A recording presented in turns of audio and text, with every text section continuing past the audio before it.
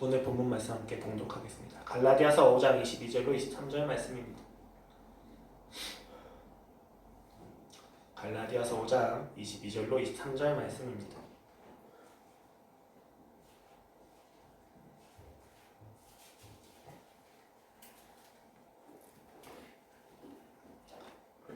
갈라디아서 5장 22절로 23절 말씀입니다. 봉독하겠습니다. 시작. 오직 성령의 열매는 사랑과 희락과 화평과 오랜 참음과 자비와 양선과 충성과 온유와 절제니 이 같은 것을 금지할 법이 없느니라. 아멘. 기도하시겠습니다. 하나님 아버지, 오늘도 저희가 이곳에 함께 모였습니다. 주님,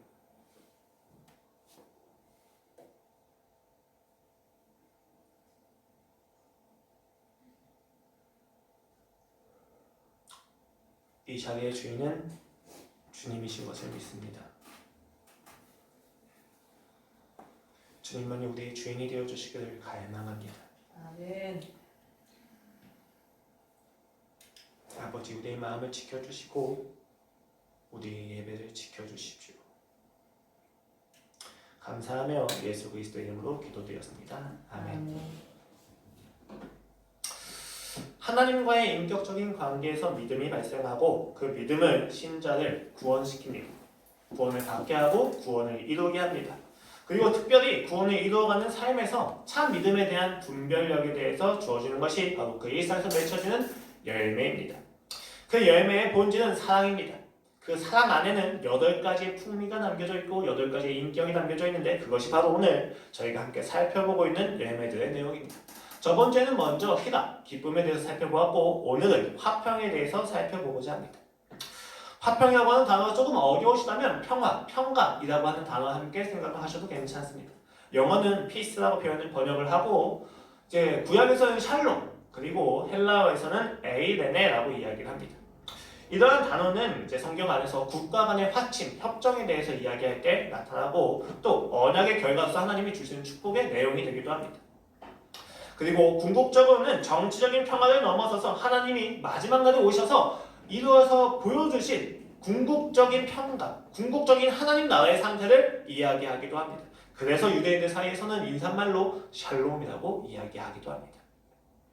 이러한 용례를 쭉 압축하게 되면 2가지 경우로 나눠지게 되는데 첫 번째는 객관적인 평화, 객관적인 화평의 상태가 있습니다. 이것은 우리의 외부의 밖에서 이루어지는 화평의 상태로서 하나님께서 이루시는 일의 결과입니다. 두 번째는 주관적인 화평이 있습니다. 내 안에서 인격적으로 나의 마음의 평강을 얻는 감정과 인격이 있다는 것입니다. 이렇게 화평은 2가지 상태로 나누어서 표현되어지고 합니다. 갈라디아서에서 오늘 이야기하는 화평은 외부적으로 발생하는 평화의 상태라기보다는 신자 내적으로 발생하는 화평이라고 하는 인격 그리고 감정에 가깝습니다. 그렇다면 이제 우리는 질문을 합니다. 어떻게 해야 우리 안에 화평이 맺힐 수 있는가? 어떻게 해야 하나님이 주신 객관적인 평화, 화평이 나의 삶에 주관적으로 맺힐 수 있을까에 대해서 우리는 생각을 하게 됩니다. 그리고 믿음과 화평이 어떠한 관련이 있기에 믿음이 화평이라고 하는 열매를 낼 수 있는가에 대해서 우리는 더욱 깊이 살펴볼 수 있을 것입니다. 이것이 이 화평의 열매라고 하는 측면에서 저는 똑같이 이 주제를 2가지의 접근 방법, 2가지의 질문을 가지고 시작을 하고자 합니다. 첫 번째는 하나님이 만드시고 보이시는 객관적인 화평이 무엇인가? 라는 것이고 두 번째는 그 객관적인 화평을 통해서 그 화평을 근거로 우리 안에 열매 맺히는 화평은 무엇인가에 대한 것입니다. 즉 어떤 하나님을 알아야 우리가 화평을 누릴 수 있는가에 대해서 이야기를 해보고자 합니다. 먼저 화평이라고 하는 단어를 우리가 알 때는 큰 전제가 있어요. 화평이라는 단어 자체는 반드시 분열과 전쟁과 불안이라고 하는 부정적인 상태와 상황을 가정하고 있다는 것입니다. 통일이라고 하는 단어는 분단과 분열이라고 하는 단어가 없이는 성립이 될 수 없습니다. 성경에서 화평을 이야기한다는 것은 어떤 부정적인 상황, 화평한 것, 하나가 되는 필연적인 분열과 다툼과 싸움이 존재하고 있다는 것을 의미하고 있습니다. 그렇다면 저희는 이제 객관적인 화평과 주관적인 화평을 살펴볼 건데 반드시 객관적인 분열과 주관적인 분열에 대해서 살펴봐야만 한다는 것입니다. 첫 번째로 객관적인 화평, 즉 하나님이 우리의 외부에서 만드시고 역사하시는 화평의 내용이 무엇인지에 대해서 함께 살펴보도록 하겠습니다. 왜 하나님은 화평을 이루셔야만 했습니까? 간단합니다. 분열이 있기 때문입니다. 그 분열은 창세기에 자세하게 기록되어 있습니다. 하나님께서는 인간을 태초에 창조하셨습니다. 그 인간에게 역할과 의무를 부여하셨습니다. 그리고 그 의무에 걸맞는 권리를 받았고 인간은 누릴 수 있었습니다. 그런데 사단의 거짓 하나에 인간의 욕망은 다른 방향으로 왜곡되기 시작합니다. 그 욕망이 방향을 잃자 금지된 열매를 먹게 될 수밖에 없었고 그 열매를 먹게 되자 인간은 자신이 위치에서 벗어났다는 것을 알게 되었습니다. 본래 인간에게는 하나님은 조물주였고 인간은 피조물이었습니다. 자연 만물에게는 인간이 관리자였습니다. 인간 서로, 하와와 아담 서로에게는 서로가 동반자였습니다. 인간이 자기의 기준을 가지고 자신을 바라봤을 때 어떠한 충돌도 없는 아름다움이었습니다. 그런데 죄가 들어오자 모든 것이 바뀌기 시작합니다. 그들이 하나님에 대하여 조물주를 주장하게 되자 하나님은 인간을 반역자로 규정합니다. 자연에 대해서 그들이 소유주됨을 주장하자 그 자연은 그들을 독재자로 여기기 시작합니다. 인간 서로가 서로에게 자신의 주권을 주장하자 인간은 서로가 경쟁자가 되기 시작합니다. 인간이 자신의 기준을 가지고 자신을 바라보게 되자 자신이 얼마나 추한 존재인지에 대해서 알게 됩니다. 자신이 기대하는 모습과는 너무나도 다르기 때문입니다.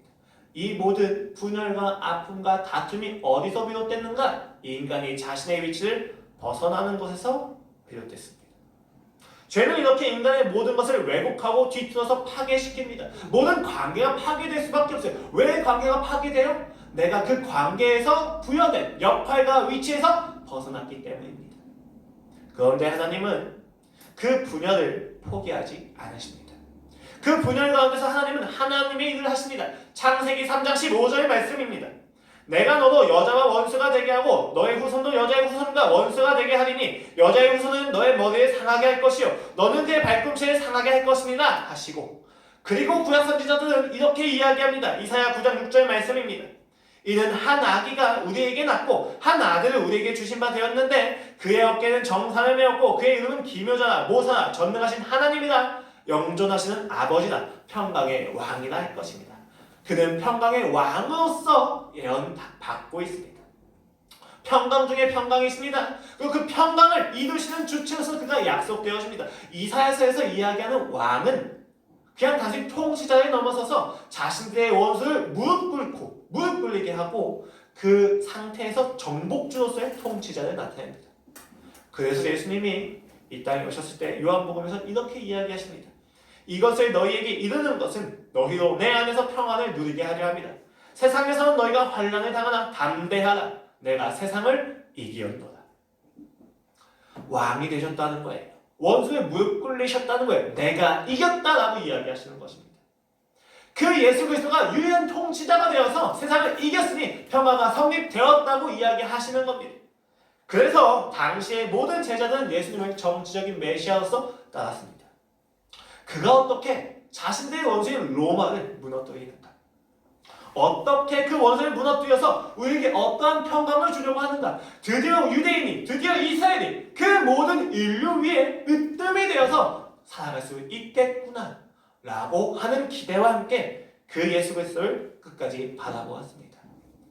그리고 그들의 그 잘못된 기대의 끝에는 그들이 바라던 왕이 십자가에 못 박혀서 비참하게 죽어가는 죄인의 모습으로 있는 것을 보게 됩니다. 초라한 모습이었습니다. 비참한 모습이었습니다. 그들이 생각하던, 그들이 기대하던 구원은 실패하였습니다. 그들의 원수는 여전히 강건하였고 그들은 전혀 으뜸이 되지 못하고 있었습니다.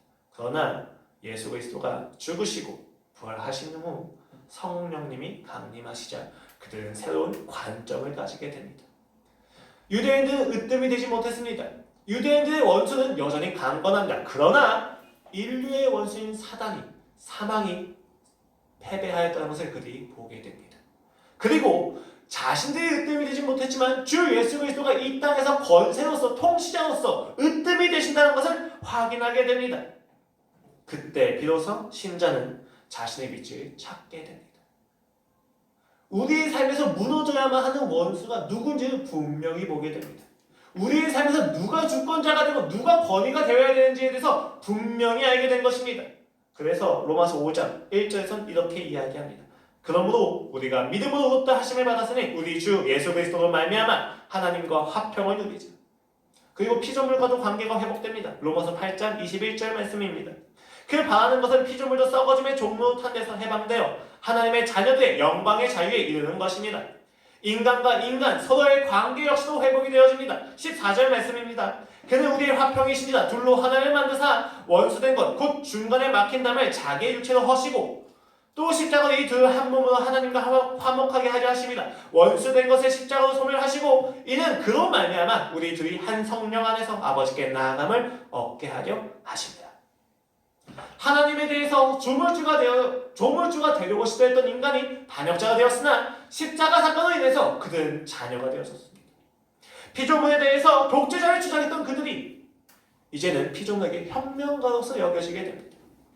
서로에 대해서 경쟁자가 되었으나 이제는 그들이 가족이 됩니다. 이것이 십자가에서 이루신 하나님의 화평입니다. 어느 누구의 동의와 어느 누구의 지지를 받지 않아도 이 화평은 이루어진 것입니다. 그런 의미에서 이 화평은 객관적이라고 우리가 이야기하는 것입니다. 어느 누구가 동의하지 않는다 하더라도 하나님께서 이루신 화평, 그 원수된 사망과 사단의 것을 무너뜨리시고 자신의 주권자 되신 것을 확인시키신 하나님의 화평은 동의하지 않는다 할지라도 여전합니다. 그래서 누가복음 2장에서는 이렇게 이야기합니다. 지극히 높은 곳에서는 하나님께 영광이요 땅에서는 하나님이 기뻐하시는 사람들 중에 평화로다 하니라. 이것이 성경이 이야기하는 객관적인 평화입니다. 하나님은 그렇게 화평을 이루셨습니다. 이미 끝난 일입니다. 그러나 시간과 공간에서 펼쳐져 가는 과정 속에 있습니다. 그러나 여전히 우리의 현실은 불안합니다. 하나님이 화평을 이루셨는데도 불구하고 우리의 현실은 여전히 불안하고 암담하며 염려가 가득합니다. 왜냐하면 그 객관적인 화평에 대한 우리의 믿음이 없기 때문입니다. 그렇다면 어떻게 해야 그 주관적인 화평, 내 안에 인격과 열매가 맺힐 수 있는가?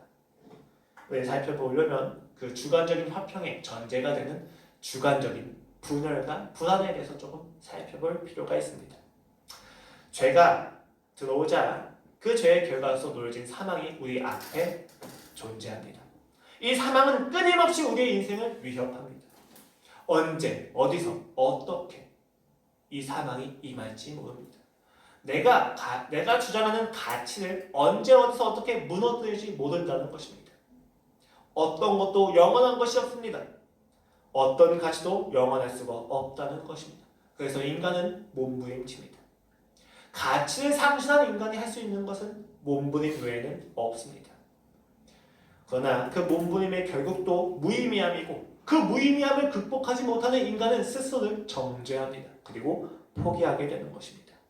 이 갈등이 가진 악순환에서 우리가 가장 많이 경험하는 감정은 바로 염려입니다. 사망이 있어서 우리 안에 불안이 생깁니다. 그리고 그 불안이 염려를 통해서 계속해서 더욱더 커져만 가는 것입니다. 이 염려가 무엇입니까? 성경이 이야기하는 염려는 메람나오라고 하는 단어입니다. 그 어원이 굉장히 흥미로운데 메리조라고 하는 단어입니다. 이 동사는 분열시키다, 나누게 하다 라고 하는 의미를 지니고 있습니다. 분열이라고 하는 것은 마음이 여러 갈래로 나누어진 어떠한 상태에 대해서 이야기하고 있다는 것입니다. 이 단어를 가지고 마태복음에서는 이렇게 이야기합니다. 5장 25절 말씀입니다. 그러므로 내가 너희에게 이르노니 목숨을 위하여 무엇을 먹을까 무엇을 마실까 몸을 위하여 무엇을 입을까 염려하지 말라. 목숨이 음식보다 중하지 아니하며 몸이 의복보다 중하지 아니하니 라고 이야기합니다. 그리고 마태복음에서는 너희는 먼저 그의 나라와 그의 의를 구하라고 이야기하고 있습니다. 여러분, 이 본문을 우리는 잘 이해해야만 합니다. 하나님께서 성경에서 의식주에 대한 고민을 하지 말라는 이야기가 아닙니다. 의식주에 대한 고민을 하는 것보다 더 중요한 고민이 있다는 것입니다. 더 중요한 갈등이 있다는 것입니다. 더 중요한 생각이 있다는 것입니다. 하나님께서 우리에게 목적을 주셨다면 우리를 태어나게 하신 것이 우연이 아니라면 그 목적을 이루게 하는 데 필요한 의식주에 대해서 책임지시겠다는 것입니다. 그러므로 의식주 자체에 대해서 생각할 것이 아니라 왜 우리를 창조하셨는지, 왜 우리가 오늘 이러한 상황에 놓였는지에 대한 이유를 아는 것이 먼저 하는 것입니다. 그것을 알면 의식주에 대해서 걱정하지 않아도 괜찮다는 것입니다. 그런데 이 부분에서 본문은 염려하지 말라고 이야기합니다. 왜 이 본문이 왜 우리의 삶의 목적을 알지 못한 상태에서 의식주를 궁금해하고 염려하는 것을 굳이 염려라고 표현하는가? 간단합니다. 마음이 나누어졌다는 것입니다. 마음이 나누어졌다는 것은 무엇입니까? 내가 생각하는 인생의 목적이 있고 하나님이 생각하신 인생의 목적이 있는데 이 두 가지에 대해서 내 마음을 나누었다는 겁니다. 하나님이 생각한 것을 알지 못한 상태에서 내가 정한, 내가 기대하는 나의 목적을 생각했을 때 우리의 마음은 나누어집니다. 하나님 안에서만 온전할 수 있는데 내가 기준이 되자, 내가 그 위치를 벗어나게 되자 그 마음이 나누어지게 되는 것입니다. 그래서 내가 기대하고 목적하는 그 목적을 이루기 위해서 내가 무엇을 해야만 할까? 나에게 무엇이 필요할까를 끊임없이 생각하게 됩니다. 이것이 바로 염려의 본질입니다. 하나님을 떠난 인간이 스스로의 인생을 책임져야만 하는 것에서 오는 갈등입니다. 이 염려를 그만하라고 오늘 본문은 이야기하고 있는 것입니다. 한 아이가 담배를 피다가 걸려서 집에서 내쫓겼습니다. 그 아이가 제게 왔습니다. 그리고 자신의 인생이 망했다고, 자살할 거라고 울면서 이야기합니다. 그 아이에게 왜 못 들어가니? 라고 물어보자 그 아이가 이야기합니다. 내가 엄마를 너무 실망시켜드렸어요. 그 이야기를 듣고 그 아이의 인생을 조금 더 들어보았습니다. 그 아이가 이야기하기를 자신의 엄마는 자신이 어린 시절 자신 앞에서 벨트로 자신의 목을 묶어서 자살할 거라고, 죽을 거라고 협박을 하던 엄마라고 합니다. 언니와 아버님의 문제로 인해서 너무 힘이 들자 그 막내에게 자신의 인생을 오픈하면서 죽을 거라고 자신의 걱정을 그 아이에게 토해놓은 것입니다. 그 모습을 본 아이는 자신이 엄마의 뜻대로 엄마를 행복하게 해주지 못하면 엄마가 죽을 수도 있겠구나라고 하는 불안과 두려움에 시달립니다. 그 순간부터 아이는 엄마에게 자녀가 되지 않습니다. 그 순간부터 아이는 엄마에게 행복을 줘야만 하는 어떤 존재가 됩니다. 사실 남편이 해야 되는 역할을 아이가 도맡게 되는 것입니다. 그렇게 되자 그 아이가 중학교까지 살아옵니다. 엄마의 말을 그대로 따릅니다. 그러나 중학교에 대해서 친구들과 이야기를 하다 보니 자신의 인생이 조금 다르다는 것을 느낍니다.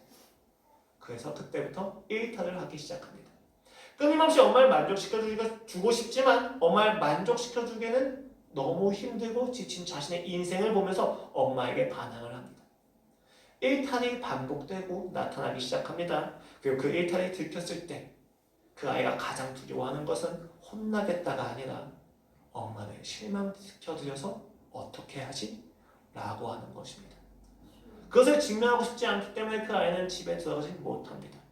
이 아이의 삶에 염려가 왜 나타났습니까?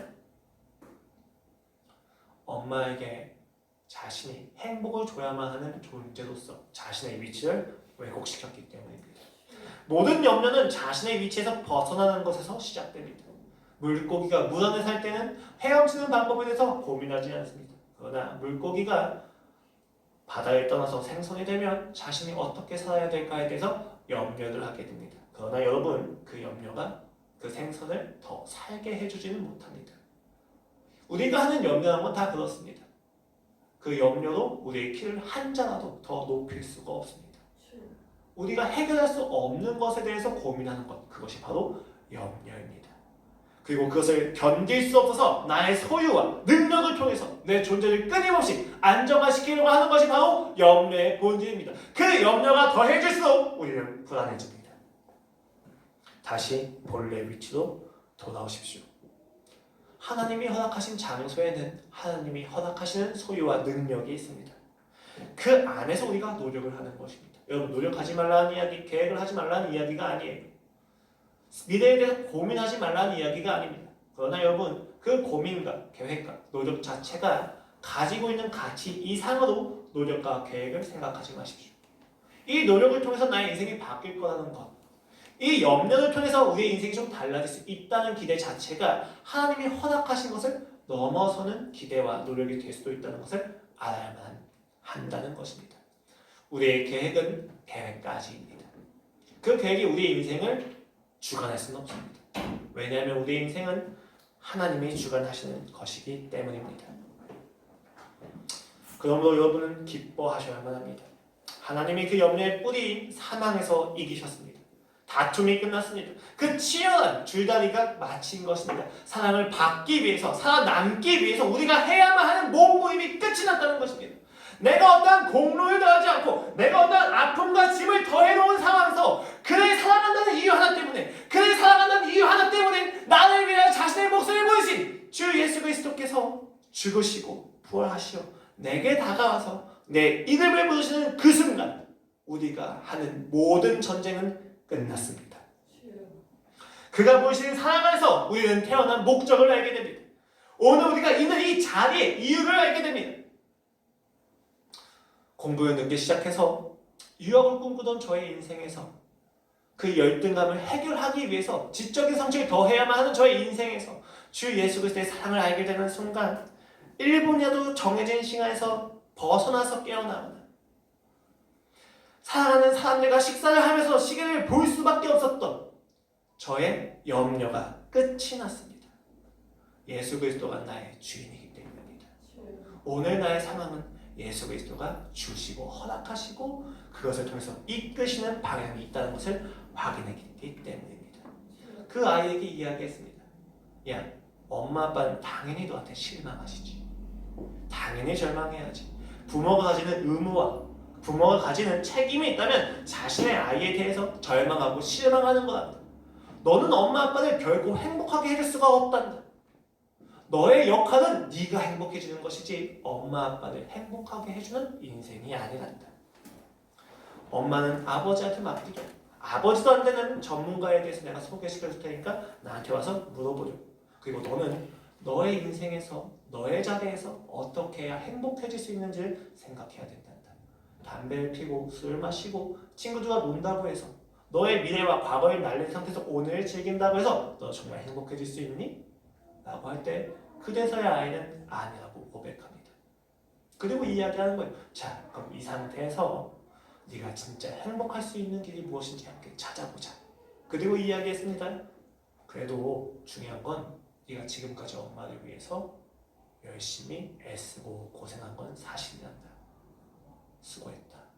고생이 많았어. 마음고생이 심했지? 이제는 조금 자유해도 괜찮다. 라고 이야기하니 아이가 눈물을 흘립니다. 아이에게 하는 이야기가 아니었어요. 저 자신에게 하는 이야기였습니다. 여러분, 우리의 인생에서 부담이 어디서 발생합니까? 내가 스스로 만들어 놓은 위치에서 발생합니다. 여러분, 타의적으로 상황에 내게 어떠한 역할을 맡겼다고 생각하지 마십시오. 그 역할을 선택하는 건 자신입니다. 그 상황에서 우리는 끝까지 쫓겨다닙니다. 부담을 가집니다. 버텨냅니다. 견뎌냅니다. 여러분 괜찮습니다. 도망가셔도 괜찮습니다. 왜냐하면 여러분의 인생의 목적은 그 기대를 이루는 것이 아니기 때문입니다. 대신 하나님이 하시는 기대, 하나님이 본래 목적하셨던 목적이 무엇인지에 대해서는 우리 함께 기도해야만 합니다. 형제 자매 여러분 고생하셨습니다. 수고하셨습니다. 애쓰셨습니다. 그러나 모두 끝난 이야기입니다. 하나님께서 우리의 삶에서 해야만 하는 모든 염려를 끝내셨습니다. 모든 걱정을 끝내셨습니다. 우리의 인생은 우리의 선택과 노력에 의해서 좌우되지 않습니다. 우리의 선택과 노력은 그 하나님이 이루어내신 화평을 얼만큼 누릴 수 있는지에 대한 바로미터는 되겠지만 우리의 인생의 결국을 결정하는 기준은 될 수 없습니다. 좋은 어머니, 좋은 아버지, 좋은 형, 좋은 자녀, 좋은 부모님이 되기를 그만두십시오. 좋은 신자가 되십시오. 하나님을 더 알고 하나님을 더 사랑하십시오. 그가 주신 사랑에 충분히 녹아드십시오. 그리고 누리실 수 있을 겁니다. 우리의 화평은 이렇게 객관적으로 하나님께서 이루신 그 화평의 평화의 상태를 믿음으로 나의 인생에서 받아들일 때 발생합니다. 그런데 문제는 무엇입니까? 우리의 일상에서 이 믿음이 너무 쉽게 깨어진다는 것에 있습니다. 왜냐하면 우리의 일상의 주인은 하나님이 아니라 세상이기 때문입니다. 그 중에서도 가족은 우리의 일상에서 우리의 신앙을 위협하는 가장 적대적인 세력입니다. 신앙의 유무와는 사실 상관이 없습니다. 신앙을 가진 가정이라 할지라도 사실은 가족보다 나의 신앙을 위협하는 대상은 없습니다. 왜 그렇습니까? 가족이라고 하는 것은 20년이 넘도록 서로 다른 환경과 이해를 가지고 있는 것을 전제로 하고 있기 때문입니다. 서로 다른 가정을 보아왔고 서로 다른 아버지의 모습을 보아왔습니다. 서로 다른 양육 방식을 통해서 커왔습니다.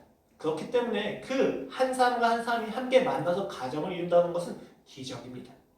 그러나 일상에서 부딪혀 나간다는 것은 고통입니다. 왜냐하면 저마다가 생각하는 가족의 모습이 다르기 때문입니다. 제가 생각하는 아버지와 아내가 생각하는 아버지의 모습이 달라요. 내가 생각하는 남편의 모습과 아내가 생각하는 남편의 모습이 다릅니다. 그러니까 부딪힐 수밖에 없어요. 여러분, 그러나 이러한 염려도 왜 발생할 수밖에 없는 것입니까? 누군가는 상처에 대해서 이야기할 수도 있습니다. 맞습니다. 각자 다른 어린 시절에서 받은 상처가 다르기 때문에 그 상처에 따라서 자기 결단 역시도 다릅니다. 누군가는 돈이고 명예고 자존심이고 존경이라고 하는 가치가 그들의 인생을 보장할 수 있는 유일한 근거이기 때문에 그 결단이 다른 만큼 그들이 같이 살 때는 당연히 다툼이 일어날 수밖에 없습니다. 그러나 더 본질적인 이야기가 있습니다. 더 본질적으로 왜 가정에 화편이 없냐는 것입니다.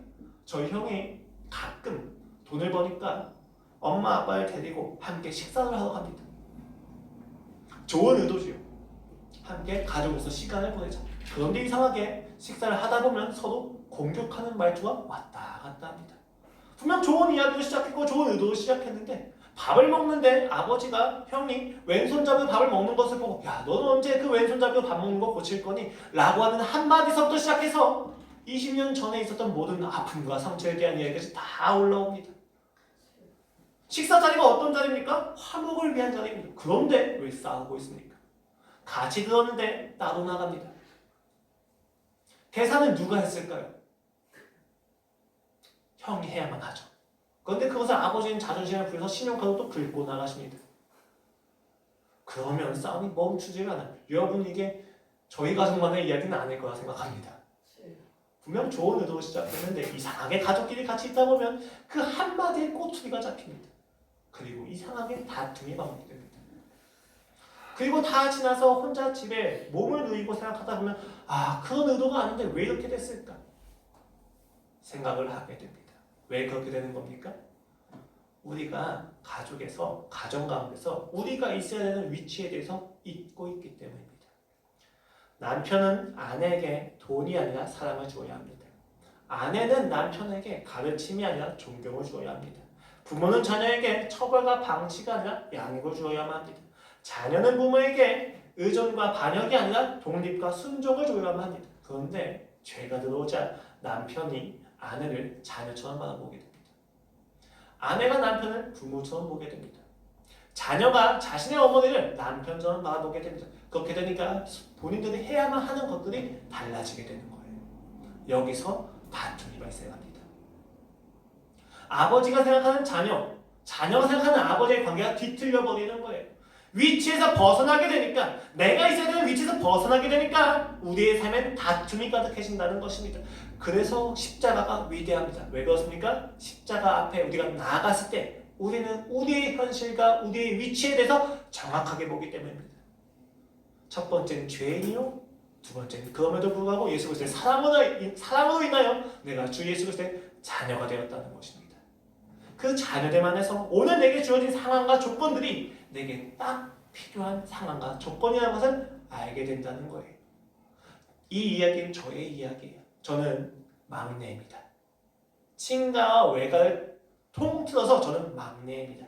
그런데 이 막내인 제가 가장 교만해요. 저희 아버지가 제가 화장실 간 그 사이에 저희 아내한테 이야기합니다. 야, 유진아, 영록이가 참 교만하단다. 그러니까 네가 참 잘 해줘야 된단다. 너무 상처받지 말고 존경해주렴. 좋은 의도하고는 생각을 합니다. 나중에 제 아내가 그 얘기를 했을 때 충격을 받았어요. 내가 진짜 교만하구나. 내 인생을 보신 아버지가 말씀하실 정도면 내가 정말로 교만하구나. 제가 왜 교만했을까요? 신앙을 가진 그 순간부터 엄마와 아빠를 가르치려 했기 때문입니다. 지금도 저희 아버지는 절 피해 다니세요. 또 무슨 얘기할지 몰라서. 아버지 술 마시면 안 돼요. 아버지 담배 그만 피셔야죠. 아니 신앙을 떠나서 아버지 몸을 걱정하셔야죠 라고 하는 훈육과 가르침을 듣기 싫은 겁니다.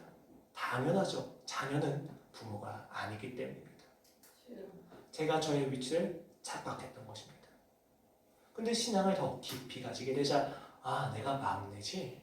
막내가 해야 될 의무가 무엇입니까? 상대가 돈을 쓰면 그 돈을 받는 겁니다. 막내는 상대가 돈을 쓰고 사랑을 주면 받아서 기뻐하면 되는 거예요. 저 그렇게 좋은 자리에 있었는데 제가 죄로 인해서 그 자리를 벗어난 겁니다. 거기서 다툼이 시작합니다. 왜 너는 막내 같지 않니? 왜 아버지는 아버지 같지 않아요? 라고 하는 물음에서 모든 게 시작됩니다. 죄입니다. 다시 여러분의 자리로 돌아오셔야만 해요. 우리가 가진 염려는 계속 신앙의 본질을 가립니다. 위치로 돌아오면 되는 문제인데 이 염려는 마치 문제가 아버지에게 있는 것처럼 혹은 돈에게 있는 것처럼 존경이라고 하는 방법에 있는 것처럼 말투에 있는 것처럼 우리의 삶에서 본질을 가리게 됩니다. 내가 다시 위치로 돌아오면 되는데 마치 그것이 아니라 이 방법론이 해결이 되면 우리의 가정이 화목해질 수 있는 것처럼 속입니다. 그러나 여러분 문제의 본질은 내 안에 나누어진 마음입니다. 하나님이 주신 자리를 벗어나서 살아가고자 하는 나의 마음이 나의 삶의 불안과 염려를 만든다는 것입니다. 그렇기 때문에 우리는 십자가 앞에서 다시 내 자리로 돌아와야 합니다. 그렇게 살다 보면 조금 억울해집니다. 나는 변하는데 상대는 전혀 변하지 않는 것처럼 여겨지기 때문입니다. 내가 예수 그리스도를 믿는데 누가 혜택을 받습니까? 내가 받아야 되는데 이상하게 내 아내가 받는 것 같고 내 자녀가 받는 것 같고 내 부모가 받는 것 같이 여겨집니다. 억울합니다. 내가 변했으면 상대도 변해야 되는데 왜 나만 변하는 건가? 여러분 이것 자체가 죄라는 것을 보셔야만 합니다. 가족 가운데서도 내가 하나님이 되려고 하는 자가 있다는 것입니다. 통제하고 싶고 보상을 바라고 싶고 내가 생각하는 기대대로 변하는 모습을 내가 보고 싶다는 것입니다. 이러한 삶에서는 결코 화목이 있을 수가 없습니다. 내가 내 자리로 돌아오지 않는 이상 우리는 결코 화목을 경험할 수 없습니다. 나누어지기 때문입니다. 나주태 시인은 이런 시를 썼습니다. 자세히 보아야 예쁘다. 오래 보아야 사랑스럽다. 너도 그렇다. 연애 당시에는 그렇게 달콤한 시인데 고백인데 결혼을 하고 나면 이 시가 참 치가 떨립니다. 자세히 봐도 이쁘지 않습니다. 오래 보면은 질립니다. 보면 볼수록 남편은 남편이 아니고 아내는 아내가 아닙니다. 이 시에 썼던 시인은 아직 결혼을 안 했겠구나. 결혼을 해봤다면 혹시 별거 중일까? 이 사람도 나의 배우자와 함께 살았고 나의 배우자를 자세히 살펴봤다면 이런 시는 쓰지 못하고 자신의 펜을 꺾었을 텐데 라고 하는 등의 생각을 하게 됩니다. 왜 그렇습니까? 우리의 일생에서 마주하는 배우자와 가족은 아무리 봐도 이쁘지가 않기 때문입니다. 그런데 여러분 우리가 봐야 하는 것은 그 사람 자체가 아닙니다. 우리는 더 자세히 보고 더 관찰해야만 합니다. 무엇을 관찰해야 됩니까? 그 상대에게서 역사하시는 하나님을 더 자세히 봐야만 합니다. 그가 삐져서 아무 말도 안 하고 침묵에 휩싸여서 방으로 들어갔을 때 불만과 불평을 계속 중얼거리면서 짜증이 나게 할 때 우리는 그 침묵과 불평을 들을 때 잘 봐야만 합니다. 하나님께서 그의 감정을 들추어 올려서 어느 부분에서 하나님을 만나야 되는지에 대해서 정확하게 보여주고 계시기 때문입니다. 여러분 이런 하나님의 역사는 내가 내 위치에 와야만 보입니다. 막내가 막내의 위치에 있지 않은 순간 부모님의 문제를 보았을 때 가르치려고 합니다. 고치려고 합니다. 교정하려고 합니다. 그러나 막내가 막내로서의 위치에 왔을 때 부모님의 문제를 보게 되면 기도하게 됩니다. 왜냐하면 부모님을 가르치는 것, 부모님의 삶을 옳게 이끄는 것은 내가 아니라 하나님의 역할이기 때문입니다. 나는 나의 역할로 돌아와야만 합니다. 여러분 모두 각자 그 가정의 신앙의 시작이십니다. 하나님께서 보내신 씨앗입니다. 여러분 그러나 명심하십시오. 하나님은 여러분을 가정을 회복시키는 주체로서 사용하지 않으십니다. 그 주체는 오로지 하나님이십니다. 그 하나님은 우리를 보내시어 우리를 통해서 하나님을 믿는 인생이 얼마나 아름다운지를 보여주실 뿐입니다. 가족을 회복시키시는 통로가 될 뿐입니다. 우리는 그렇게 하나님을 밝게 반사해주면 된다는 것입니다. 여러분의 위치로 돌아와야만 합니다. 그들이 숨죽여 흐느낄 때 그 흐느낌을 짜증을 받지 마시고 그 사람이 이야기하는 하나님이 필요하구나. 그 목소리가 이끌어내는 하나님을 자세히 보십시오. 그러면 그 가족 가운데에서 반드시 역사가 시작됩니다. 말씀을 마무리하겠습니다. 팍스 로마나, 팍스 브리타니카, 팍스 아메리카나, 로마를 중심으로, 영국을 중심으로, 미국을 중심으로 세계의 평화가 이루어져 왔다는 개념입니다. 근데 여러분 되게 재밌는 건 그들이 부가한 평화는 얼마 못 갑니다. 그리고 그 평화를 유지하는 그 순간도 사실 분열은 가득했습니다. 이상하게 세상이 외치는 화평은 하나를 이야기하면 획일화와 전체주의가 나오고 다양성을 이야기하면 분열이 나오게 됩니다. 협력과 다양성이라고 하는 존중하는 중요한 가치들은 있는데 이상하게 그 반대가 되는 가치가 나오는 거예요. 왜 그렇습니까? 화평을 이루려고 하는 주체가 자신이기 때문입니다. 영국이 되기 때문입니다. 미국이 되기 때문입니다. 화평을 이루시는 주체는 오직 하나님만 되셔야만 합니다. 그 맡긴다면 허신, 주 예수 그리스도를 중심으로 화평이 이루어지지 않는다면 우리의 삶에서 모이면 협력이 아니라 전체주의가 나타나며 흩어지면 다양성이 아니라 분열이 나타날 뿐입니다. 우리의 삶에서 왜 그토록 분열이 나타납니까? 화평을 포기했기 때문입니까? 아닙니다. 세상이 화평을 포기하지 않았기 때문에 저마다가 생각하는 기준을 가지고 화평을 주장하기 때문에 다툼이 일어나는 것입니다. 신자는 화평을 이루는 주체가 아니라 화평을 이루는 수단입니다. 하나님의 도구입니다.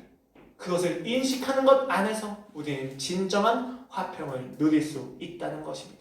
그래서 에베소서 2장에서는 이렇게 이야기합니다. 이제는 전에 멀리 있던 너희가 그리스도 예수 안에서 그리스도의 피로 가까워졌느니라. 그는 우리의 화평이신지라 둘로 하나를 만드사 원수된 것 곧 중간에 막힌 담을 자기 육체로 허시고 법조문으로 된 계명의 율법을 폐하셨으니 이는 이 둘로 자기 안에서 한 새 사람을 지어 화평하게 하시고 또 십자가로 이 둘을 한 몸으로 하나님과 화목하게 하려 하심이라. 원수된 것을 십자가로 소멸하시고 또 오셔서 먼 데 있는 너희에게 평안을 전하시고 가까운 데 있는 자들에게 평안을 전하셨으니 이는 그로 말미암아 우리 둘이 한 성령 안에서 아버지께 나아감을 얻게 하려 하심이라. 죄가 인간으로 하여금 모든 관계성을 깨뜨렸습니다. 하나님과 분리가 되었고 자연 만물과 분리가 되었고 서로 이웃끼리 분리가 되었습니다. 그러자 그 분리를 통해서 우리는 다투기 시작했습니다. 그 치열한 전투 속에서 그리스도 예수의 십자가 사역을 통해서 인간에게 화평이, 평화가 선포가 되어졌습니다. 그 화평은 그의 온전한 공로로서 인간 자신의 진정한 위치를 찾게 도와줍니다. 인간의 노력과 계획이 아니라 그리스도의 노력과 그리스도의 계획이 우리가 있어야 될 위치를 보여주게 됩니다. 그제서야 인간은 자기 자신을 용서할 수 있게 됩니다. 그 무의미함을 극복하지 못하는 인간 자신에 대해서 용서할 수 있게 됩니다. 내가 더 낫지 않아도 괜찮게 됩니다. 내가 기대하는 모습을 내가 이루지 못해도 괜찮게 됩니다. 왜냐하면 예수님이 다 이루셨기 때문입니다. 그렇게 나를 용서했었을 때 우리는 화평의 통로가 될 수 있습니다. 화평을 누리지 못하면서 화평의 통로가 될 수 없습니다. 여러분, 우리가 이 땅에서 화평을 전하기 위해서 해야 될 첫 번째는 내가 화평을 누리는 것입니다. 내가 나를 용서해 주는 것입니다. 내가 나를 사랑해 주는 것입니다. 인본주의가 아니에요. 오히려 더 간교한 인본주의를 무너뜨리는 신앙입니다. 나를 사랑하지 못하게 만드는 세상의 가치를 부정하십시오. 세상에서 이야기하는 소유와 능력을 통해서만 나의 존재를 입증하려고 하는 시도를 모두 그만두십시오. 그것이 자기 부인입니다. 그리고 그 안에서 우리가 우리를 받아들일 때 비로소 우리는 주인공이 되지 않아도 괜찮습니다. 하나님께서 주인공이 되시는 것이 우리의 기쁨이 되기 때문입니다. 우리의 가족 가운데서 이제 추석인데 그 가족 가운데서 마음껏 화평을 누리고 오십시오. 그 가족에게 복음을 굳이 전도하려고 하기 전에 먼저 그 복음을 누리십시오. 그러면 가족 가운데 질문이 솟아오릅니다. 그 질문을 들었을 때 복음을 전하십시오. 그러면 하나님이 역사하실 겁니다. 기도하시겠습니다. 하나님 아버지, 오늘도 나의 인생에서 화평이 없습니다. 평화가 없습니다. 소유와 능력을 건드리는 문제가 나타날 때마다 나의 존재에 경험되어지는 화평이 흔들립니다. 한 사람, 두 사람. 주님, 있어야 될 자리에 있지 않은 그 사람들을 볼 때마다 마음이 무너집니다. 왜 내 마음이 무너집니까, 주님? 내가 있어야 될 위치에서 벗어났기 때문입니다. 이 예배의 주인은 하나님이십니다. 이 공동체의 주인 역시도 하나님이십니다. 우리 가족의 주인도 하나님이십니다. 주여, 내가 주인 되는 자리에 가지 않게 하여 주시옵소서. 내가 주님의 종이 되어 가장 먼저 주인님의 화평을 경험하게 하여 주시옵소서. 감사하며 예수 그리스도의 이름으로 기도드렸습니다. 아멘.